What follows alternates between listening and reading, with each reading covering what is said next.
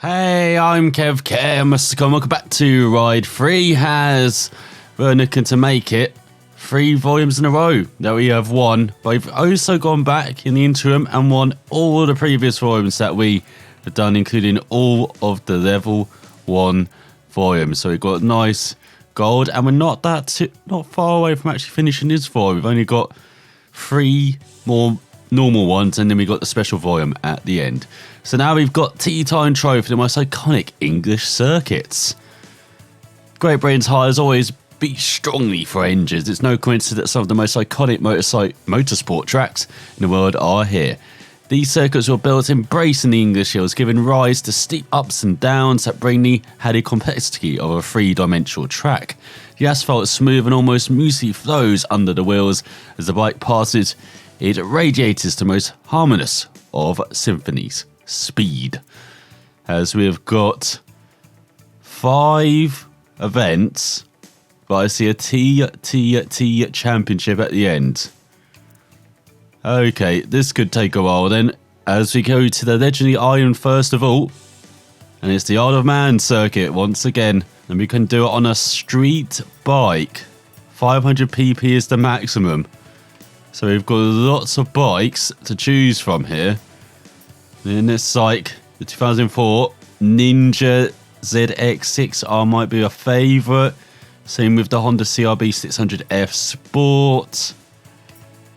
I think the Kawasaki was better, wasn't it though? And shall we see what we could actually buy as well? So we can also get some Aprilias maybe. And then we've got a Benelli as well. Now let's say we've got bikes we can win. 2. I saw that by motor is actually pretty good. Actually, no, that's in our garage, isn't it? That's part of the Italy plaque. Or mine bikes you already have. But it might be the by motor that we get and use, as we haven't actually used one of their bikes before, or at least so far. Let's scroll along. It looks like all the bikes you don't have, you just win from volumes. Looking down. So we've got all the street bikes that we can get. And it looks like that Augusta actually is pretty good. I know we've got to get volume 3/4 of a litre. God's sake. So yeah, should we go with the bimotor then? As Furano is a town in Japan that hosted the Alpine Skiing World Cup in 1977. Yeah, Furano is also the name of one of the most iconic and expensive bimotor bikes ever made. In the early 90s, bimotors were particularly popular in Japan, and this probably explains the name chosen for this particular model. Its strength is the 1002cc transverse 4-cylinder Yamaha engine used on 1991 FZRs. To increase performance, electronic fuel injection system was used with injectors positioned opposite the air inlet and the 48 mm's throttle valves. These adjustments allow the bike to gain almost 20 horsepower, reaching 164 horsepower at 10,500 RPM. The amazing power for the time, and acceleration was incredible too, as it talks about the frames as well, about carbon fibre parts used, but be careful, the bimotor Furano has no electronics to help you. So I'm looking down at our bike then, as we prepare to get underway. On the Isle of Man once again, for 2 laps. Because we've only been around this circuit once before, haven't we? So I don't actually remember it too well. So let's see how well we do then. So we've got superb run. I remember there were a couple of very tight corners. Including this first one. Let's try and dive down the inside for a second. And take the lead against our 100% difficulty opponents. As let's see how well we can ride this bike then. That's a superb start. I think we braked a bit early there. I could hear the guys behind catching us. And through the left. Probably should be following someone, as I don't remember the circuit particularly. I just remember tight corners everywhere. And this right hander, that's so tricky at first. So you can just go straight ahead and then, oh no, there's a barrier there. I actually had to go right.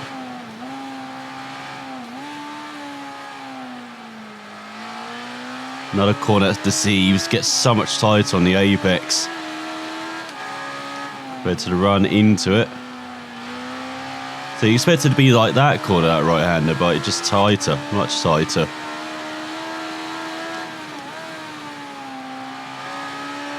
So just being very cautious, breaking over every hill. I don't hear anyone behind us. Has he got another tight corner? Oh, a bit wide, that was a bit lazy. Nice little wheelie for the crowd there on the exit, and now here comes the chicane. I thought it was early into that. Don't remember it being near the end. But there it is, with lots of big crowd here. Lots of people just lining. The road as did not to brake that heavily for that right-hander. So it's annoying with those indicators. Yeah, they're fantastic help, but sometimes you think, don't actually have to brake that hard for the corners. This is the final corner, I think, this right-hander.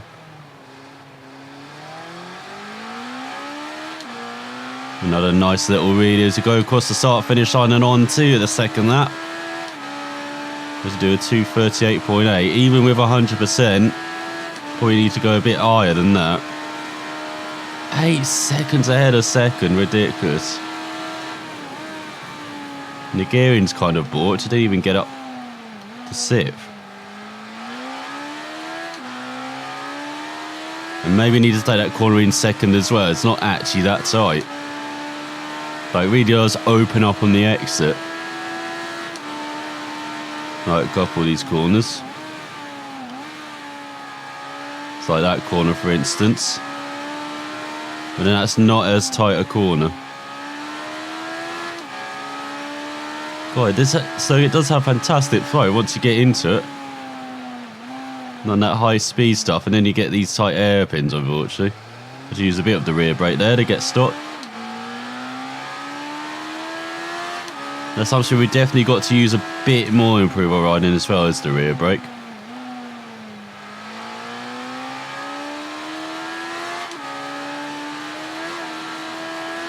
Oh, we're loving it on this bike. Just feels natural to ride. Once again with a 90s bike. Or at least early 90s, or an older bike, shall we say. Like 80s, 90s and modern bikes seem to be the best to ride so far. And then late 90s, thousands. Not so much, but it does depend on the thousands bikes, as we just go over the Kawasaki's with the Ninjas. They did change over the years. Like early bikes we loved, then mid-90s Ninja not so much. But then we went to the thousands. That bike wasn't too bad, and then the modern bike was just absolute rocket. So 8 seconds quicker, we could beat a 2:30 maybe. We get this last section right. Really pushing for the left-hander. Yeah, break ourselves into the final corner though, God's sake. As we cross the line with victory round the Isle of Man circuit. We do. Not just out that final corner, but we do beat the time as well with 2 minutes 30, 2:29.1. Give us those 5 stars. Give us a fantastic start on our new machine. As next up is a night race round Donington Park, the full circuit. So I'm looking down at our dash at night, we can barely read it. As we rev it up for 3 laps of fun. Not the best start once again. Still against 100% as well. Now Donington is a bit tougher from what I remember then. Isle of Man, so it'll be interesting to see how we do as we go through Craners. Using all the grass to try and make moves as well. Sets us up well for the old hairpin. As we get up to 3rd, what? I was just struggling not to be last. How am I in 3rd?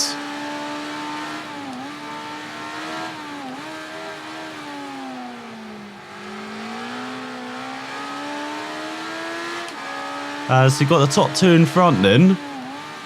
Can't quite believe that.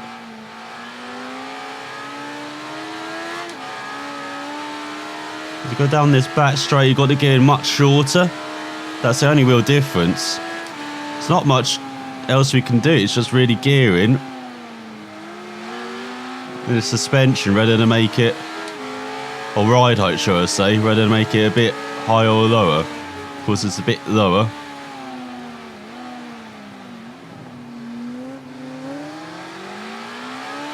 So we're at the apex. Now can we chase down the leader then? Over 2 laps. Going to the final corner. Nothing upgraded, just stock bike. Absolutely beautiful. Almost 3 seconds to make up. Just 1.5 seconds per lap, easy. Get nice on the power. We're a bit slow. Slight down the brakes through Craners. Again as well.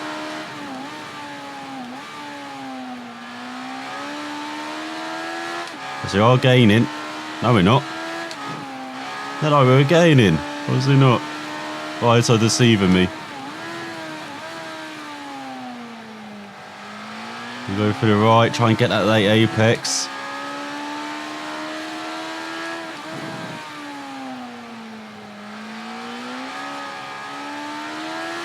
A bit wide through the right onto the back straight. Not the best run those couple of corners.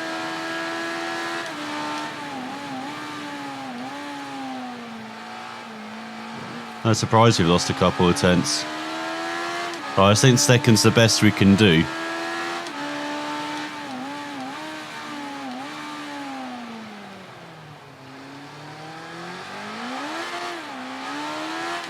Oh, that's the first time the bike's got upset with us. Trying to get on the power in first. Obviously not smooth enough. See, that was better. And I think we just revved it too high as well. Because we lost half a second on that. Don't need to get all the way down the first.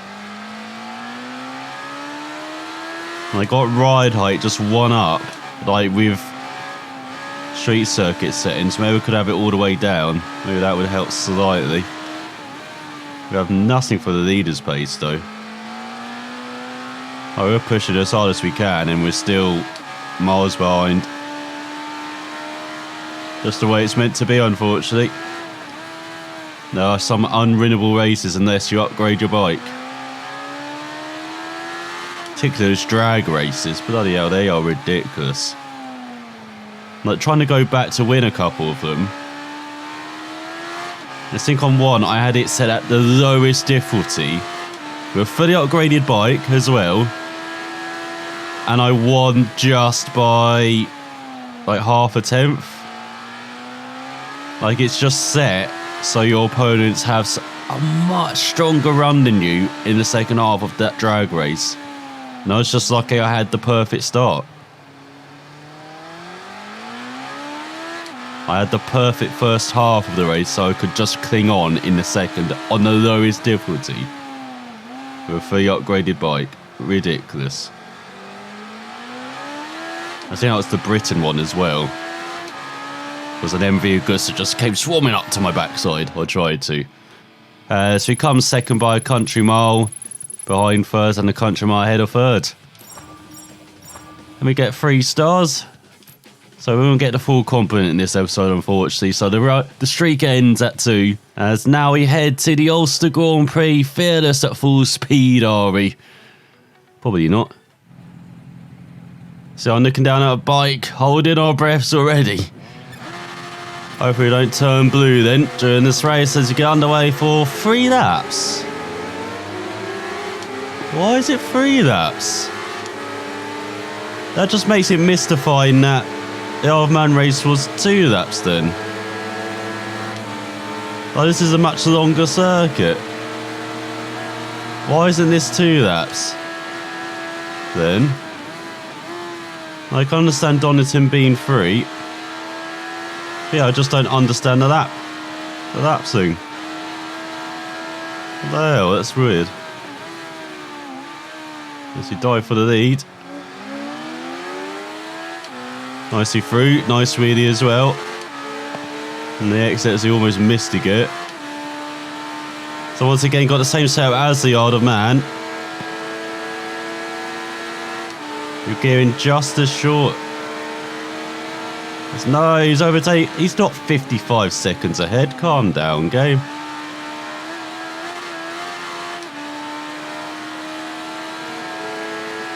We're getting a bit shorter than I expected. It's 3 from the left. And so he gets into us.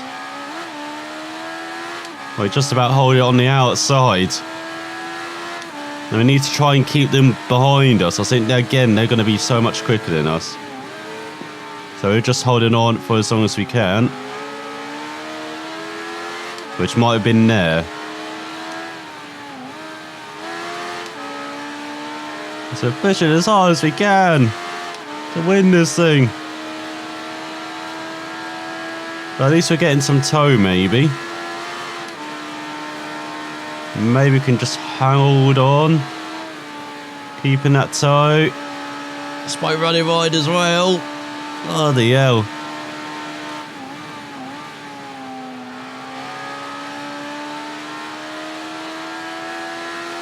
Seems to be working. Gearing seems to be working. Surprisingly. That's for a second back. Despite it being very short. And no, we're just lacking top end speed in it, it's like.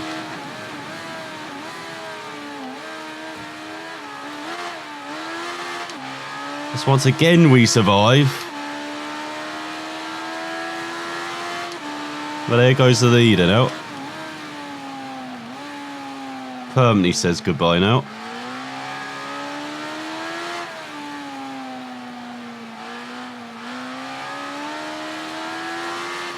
As you go into the hairpin. We tried our best, pushing like a madman. We just don't have enough for the leader, unfortunately, around it. Once again, probably should have changed difficulty.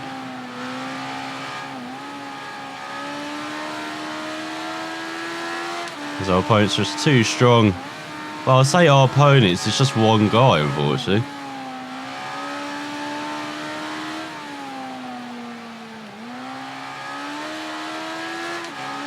As he approaches the final corner.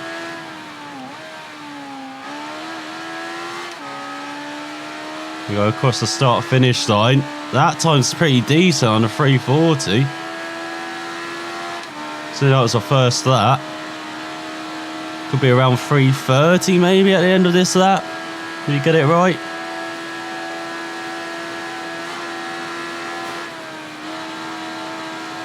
A slight lift. When a perhaps shouldn't have. Trying to brake like a hell as it goes slightly wide. Trying to push so hard just to keep up.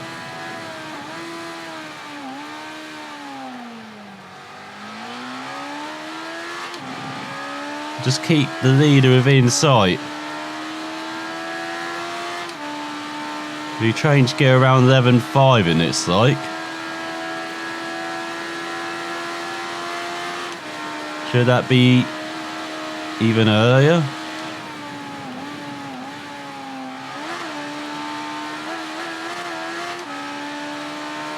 We go downhill, beautiful scenery around here.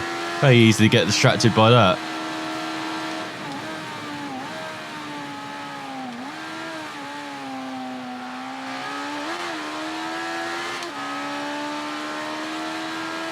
I can still see the black dot in the distance. I'm surprised how long we're keeping them in our kind of view.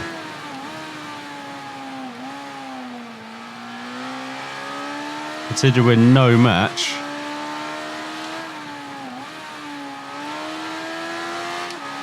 I'm surprised third hasn't zoomed up to our backside as well. But again, it might be like Donington where we're so much better than third, but nowhere near the level of first.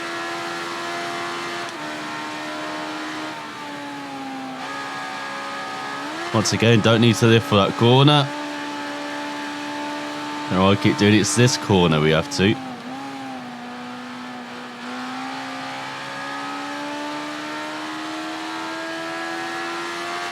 As that corner seems to be in between third and fourth. So maybe need to be a bit braver into that corner.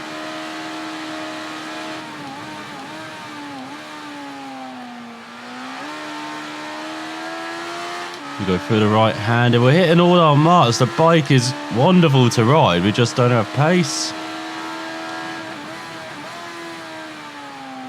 Unfortunately, it's all a bit wide there. That was not good. I do love this Ulster Grand Prix circuit. Despite our lack of pace.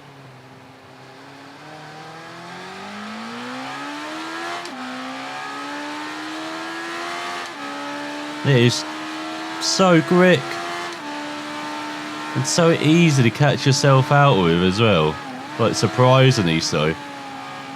Especially in this section near the end of that, like you think, oh, I've made it. I'm near the end of the lap now. Now you've got some fast corners which are deceptively tight, such as this one, which can catch you out so easily if you're just not keeping your eyes ahead. Like we managed to do has to grab another second. I know we got another lap, I forgot. Oh yeah, this first section as well until the hairpin. My golly. Slight confidence lift. Once again, outbraked ourselves into the right hander. An easy flat, now braking hard.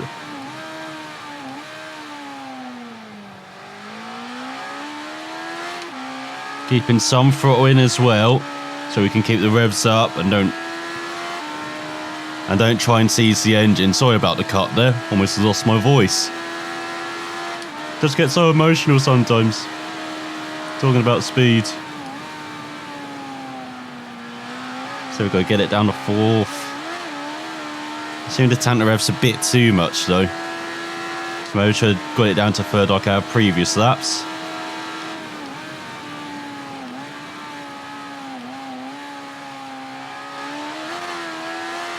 We've got to get on the power so early by just skipping over the surface like a stone on water. Just got to trust getting on the power so early that you'll get traction again. Despite being in the air, however brief it is. Again, probably could take that in third, just a dab of the brakes, but just want to be safe on this final lap. Just want to make it to the end.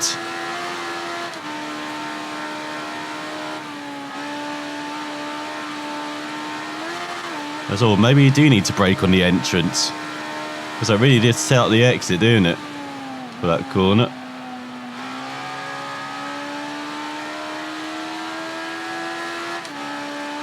Maybe that corner's actually between second and third, not third and fourth. It's for 10 seconds back. So maybe that's the treat with the gearing I need to do round there.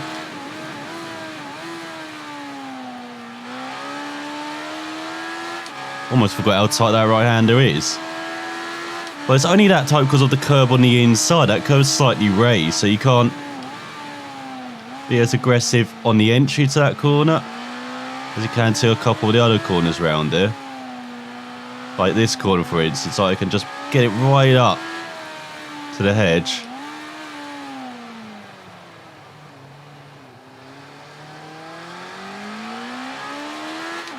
And on the exit as well, you know, you can again get right up to the grass. Well, on that corner, one of the rare corners with curbs, just can't be that aggressive with it. As we've almost made it to the end. It's been a very lonely race, hasn't it?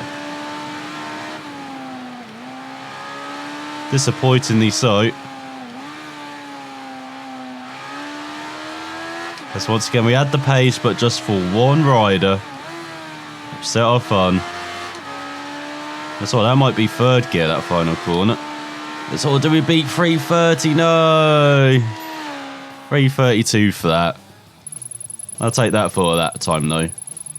Remember, this is an unmodified bike as well, so if we do a couple upgrades, maybe we will be able to match that rider.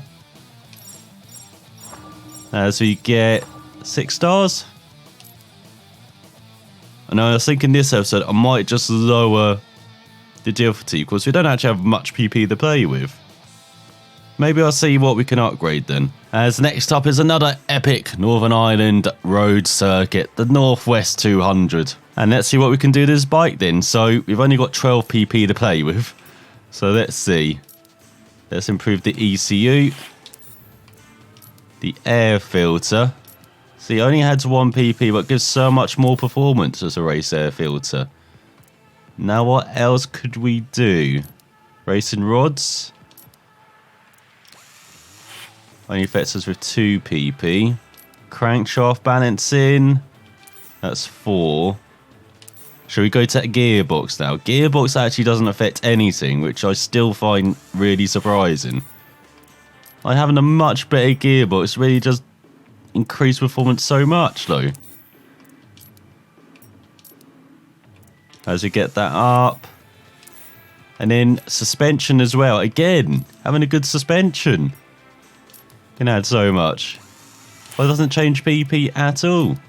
As we get new brake cables.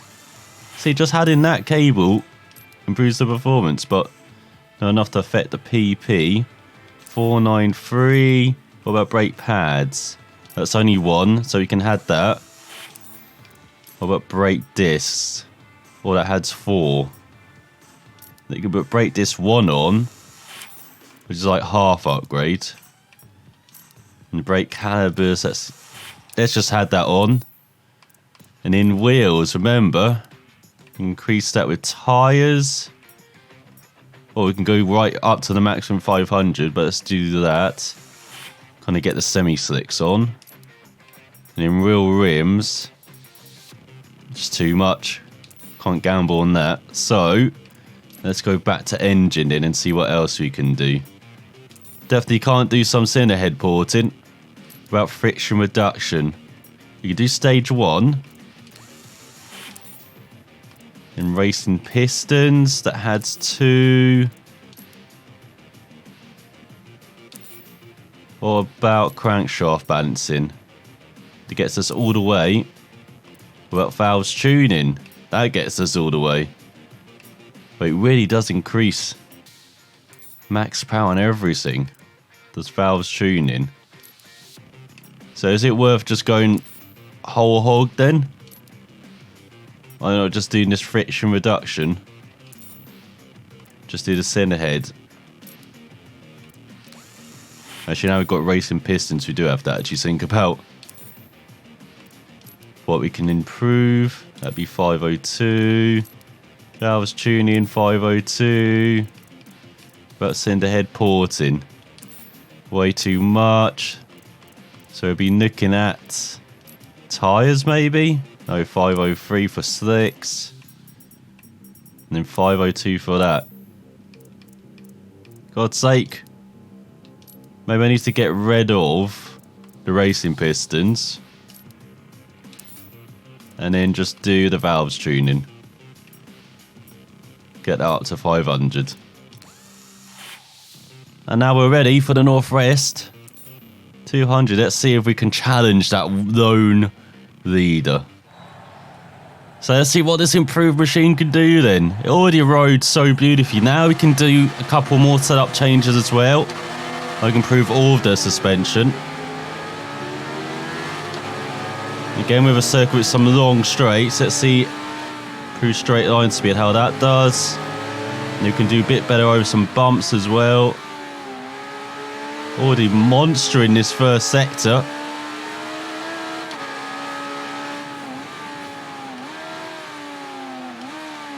So try and take the lead. Get out of the way.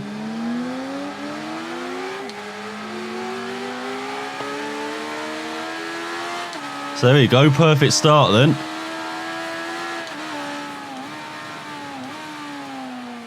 As we try and spot a break in for this hairpin.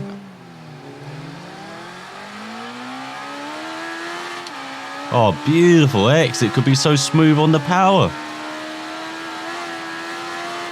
Remember, it's still against 100% as well. We haven't changed that at all. And we're leading by almost a second. Oh, can we take this corner flat out? Yes, even clipping the curb on the inside, it's comfortable flat. Now let's see what our top speed is. We're around mid 160s, I think. Forehand now it's mid 170s. Again, we've got gearing all the way to the left as well. So maybe we could have hit around 170 beforehand. Or 178. Because we don't have a sixth gear, just checking. 1.6 ahead.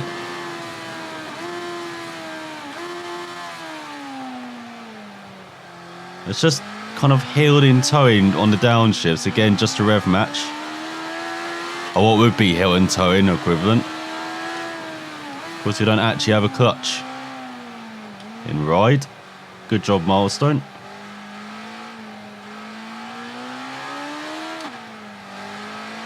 And so I had to be cautious getting on the power. This is another 3-lap race as well, just noticed. Seriously? Why wouldn't this in Ulster 2 laps? I don't understand that. Because at the moment, that third lap is just proven redundant in both of these races.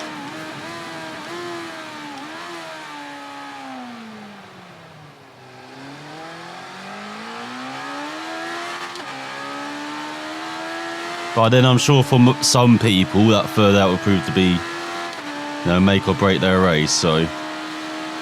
I'm just moaning because of how my race are turning out. And so with this upgraded bike, it might be too strong again. That's almost 5 seconds ahead.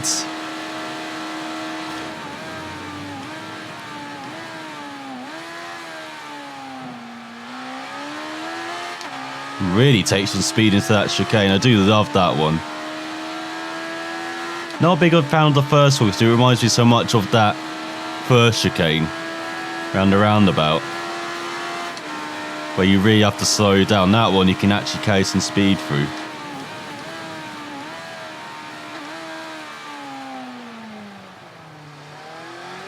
Nice hit in the apex. I'm going to be almost 10 seconds ahead after a lap.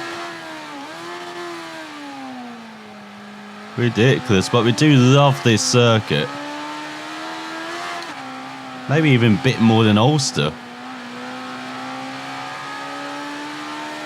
Just because you can actually ride it a bit better than Ulster, but... just because it's got a bit more of a mix. I do love, high speed circuits. I do love it just being high speed, but... this is also a bit more wide open as well. Which, considering it's me riding, it's very good. So often quite a few mistakes.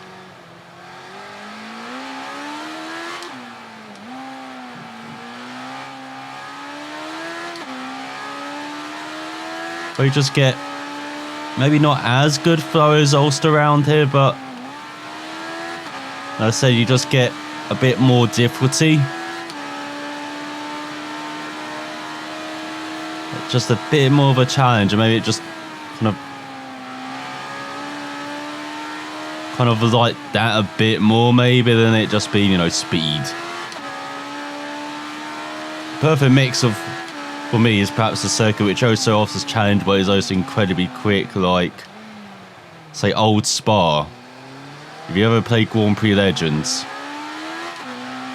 like the 1960 version of Spa, even older version of Spas, like from 1930, it's incredible circuit. Unfortunately, something we'll never see the likes of again.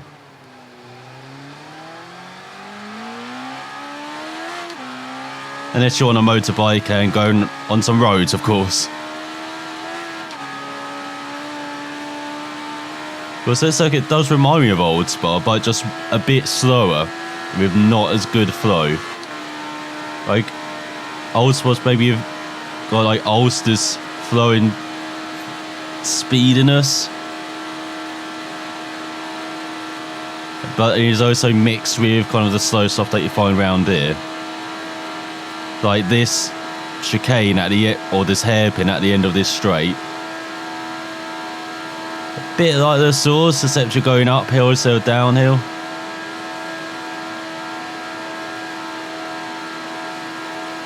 As you almost hit 180.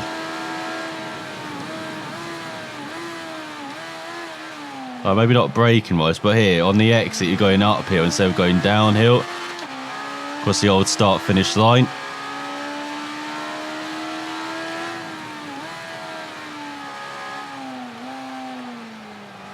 And then you also have, say, Rouen again from Grand Prix Legends, who have played that track. Another old Grand Prix track from the 60s. But another fantastic track, which is just a bit slower. But also has those fast flowing sections as well. Almost a bit like a mini version of Old Spa. But perhaps a bit more like this Northwest 200 circuit in that sense. A bit more slow stuff, a bit more corners, or less corners, shall we say. It's a bit more challenging in Spa, but it is a fantastic challenge. And it's just a beautiful track to drive around.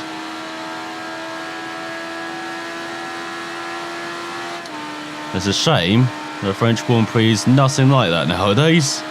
Being held at Paul Ricard in the middle of a car park.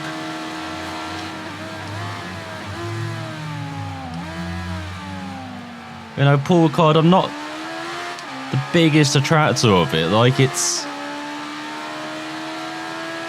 a good circuit. It's just a bit horrible to look at.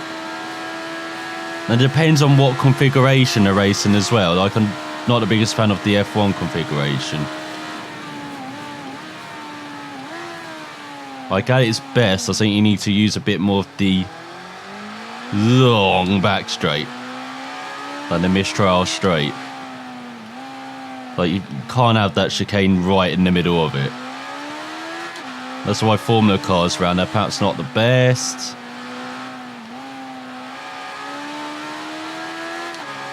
Have to see the bike race around there, because if you didn't know, there is an endurance bike championship. They hold, I believe, a 24-hour race around Paul Ricard. I think that's where they hold it. I know it's a French circuit. And I know they're at least test round there. Because apart from being a race circuit, Paul Ricard's one of the most renowned test tracks. Like, you have the WEC, World Endurance Championship. And a Prologue test there every year.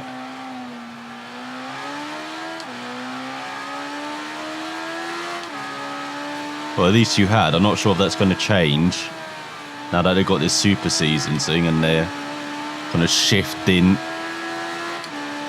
their racing year as we go under 4:30. Didn't expect that. That's on the final lap. Shifting their racing year a bit like Formula E have. A bit like the 30 season, actually. You know, kind of all the racing's happening in the winter. Spring and autumn, and then they have the summer off.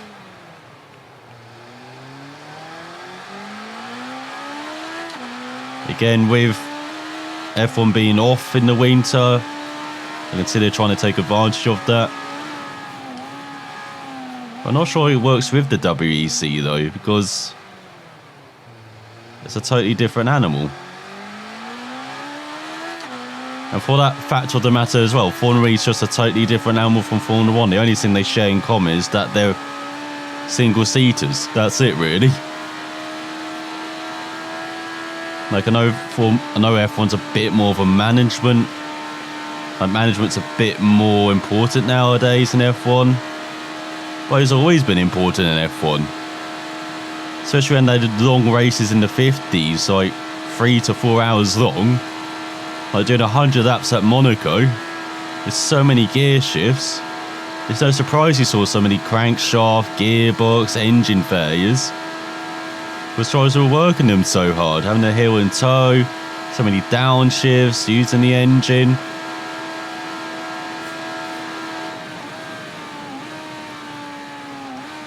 To be fair, back in the day, Monaco didn't actually have that many big grids from what I remember. And the 50s. At least in the 1950 race, because I think...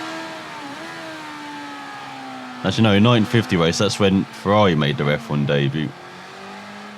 I think in 1950, the first race at Silverstone. When the entry list wasn't that big, it was really just Alfa Romeo against a bunch of privateers. I think it was Reg Parnell who rounded out the podium on that occasion. Was the best of the non-Alfa Romeo drivers. Behind Farina and Fagioli. I think Fangio retired from that race. I think he did in like half the race, I think, that season. Otherwise, he would have won the title easily.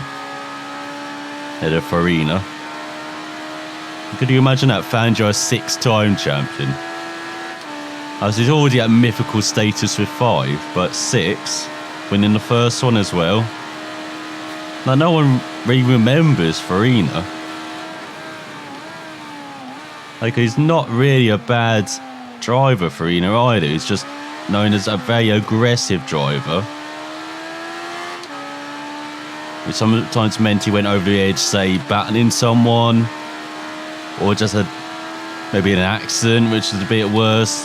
I think he had that at the 54 Grand Prix. In Belgium, I think it was. Like, he hurt his back, which led to his retirement a year later because he just couldn't get over it. And then he actually died, Farina, in the mid-60s on his way to the French Grand Prix in a road traffic accident. Now, I can't remember if it was his fault, but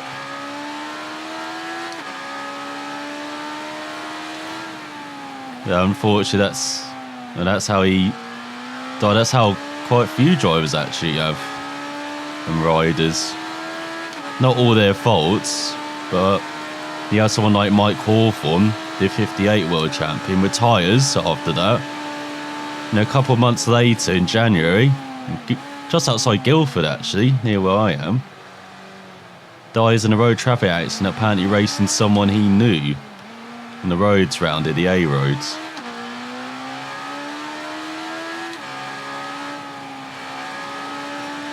And there's so many things said about Mike Hawthorne as well. Like, apparently he had kidney disease, so he knew he was going to die young. That's maybe why he lived such a fast life, like partying, drinking, making risky manoeuvres on the racetrack as well.